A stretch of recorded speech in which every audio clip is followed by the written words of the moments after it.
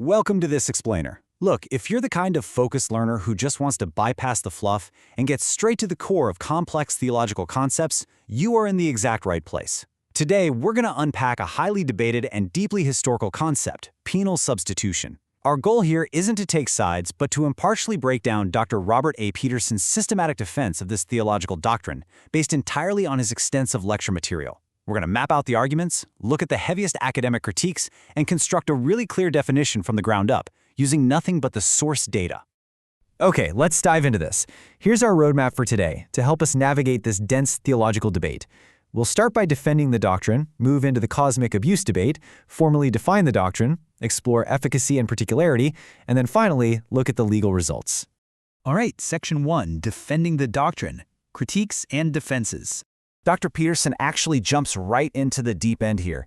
He directly addresses the heaviest academic objections first. Scholars like Gregory Boyd and Joel Green, they ask some pretty pointed questions. Does this doctrine ignore Christ's earthly life? Does it make his resurrection unnecessary? And perhaps most severely, does it literally pit God the Father against God the Son?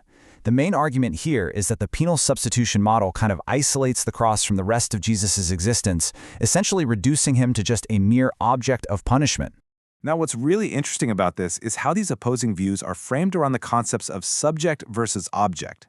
On one hand, you have Green and Baker arguing that if God simply did something to Jesus, well then Jesus is just an object, which they view as a total affront to the Trinity. But on the flip side, Peterson counters this by citing theologians like John Stott and Williams. Stott argues that no, God and Christ were both subjects, meaning they actually took the initiative together to save sinners. So Christ isn't the object of God's punishment. Rather, the sin transferred to Christ is what was punished, while the Father remained entirely well pleased with the Son. To really address that critique, the idea that penal substitution somehow ignores Jesus' life, Peterson systematically shows how the apostles explicitly rely on Christ's sinless earthly life for the cross to even work at all. Look at Paul. He speaks of him who knew no sin. Peter mentions the righteous for the unrighteous. And John? He calls him Jesus Christ the righteous. The point Peterson is hammering home here is that without the flawless, active life of Jesus leading right up to the cross, there is literally no valid righteous substitute to offer. The life and the death are completely, inextricably linked. If you've ever wondered why Jesus' life story matters just as much as his death in this specific theology, well, this is the structural reason why. Moving on to Section 2, the cosmic abuse debate. A modern critique. So we're transitioning into a highly sensitive, very modern critique now.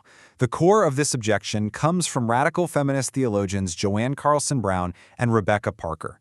They assert that if the Father actually willed the Son's suffering, it serves as an unjust, even abusive example. They argue that labeling this as salvific, or saving, communicates a really dangerous message. It basically says that suffering itself is redemptive, equating the theology of the cross to, in their words, divine child abuse.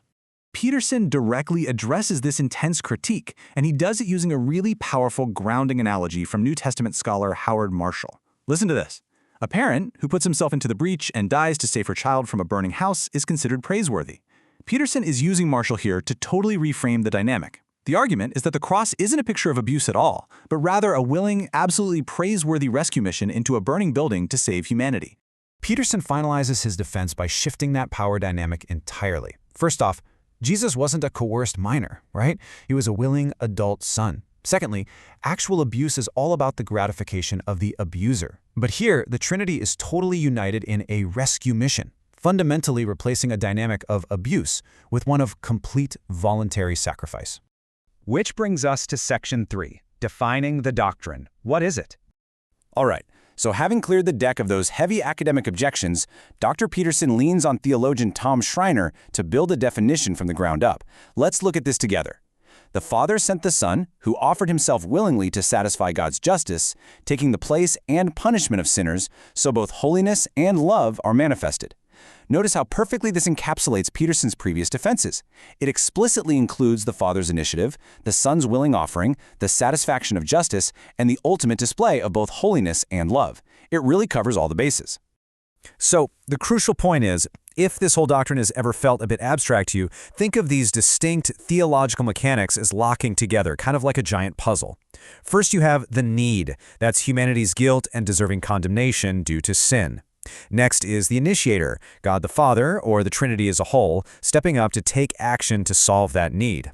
And finally, the mediator, Jesus Christ, acting as the penal substitute, willingly dying in humanity's place.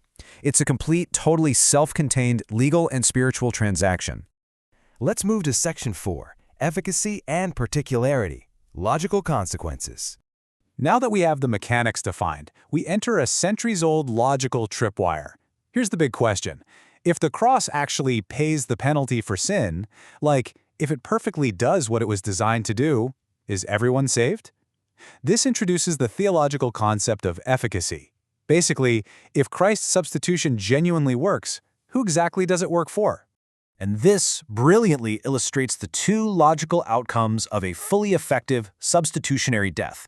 If the penalty is fully paid, you're pretty much left with two main avenues. On one side, you have universalism, the idea that the substitution was effective for literally all humans, meaning everyone is ultimately saved.